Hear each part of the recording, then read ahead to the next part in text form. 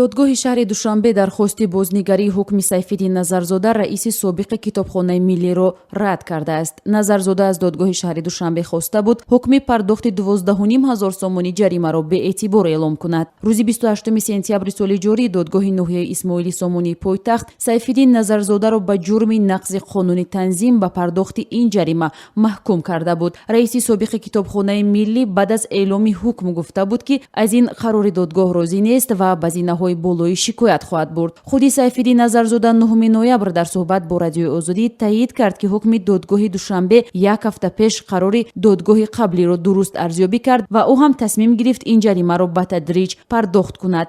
қазияи сайфиддин назарзода яке аз аввалин ҳолатҳои ба додгоҳ кашида шудани як мақомдори давлатӣ аст ки дар чаҳорчӯби риояи қонуни танзими расму оинҳои кишвар муҳокима шудааст. сайфиддин назарзода рӯзи 15 август як ҳафта баъди дар телевизион интиқод шудани тарзи барпо кардани маъракаи арӯсии писараш дар нақзи қонун муттаҳам ва аз мақоми мудири китобхонаи миллӣ барканор шуд. ин барнома аз сӯи оҷонсии назорати молиявӣ ва мубориза бо коррупсия таҳия шуд ва баҳси аслӣ бар сари теъдоди меҳмонони тӯи писари сайфиддин назарзода буд. аммо худи назарзода гуфт меҳмонҳо такрор ба такрор ҳисоб шуданд. дар тӯй на 247 нафар балки 149-150 нафар меҳмон ҳузур дошт ва дигарон ашхоси барои мо ва худоямо ношинос мебошанд. мақомот бовар доранд ки дар ин маърака теъдоди зиёди меҳмонон иштирок доштанд ва он муғоир ба қонуни танзим аст. дар ин гузориш гуфта мешуд ки сайфиддин назарзода дар оши наҳори тӯи писараш аз меъёр зиёд одам даъват кардааст.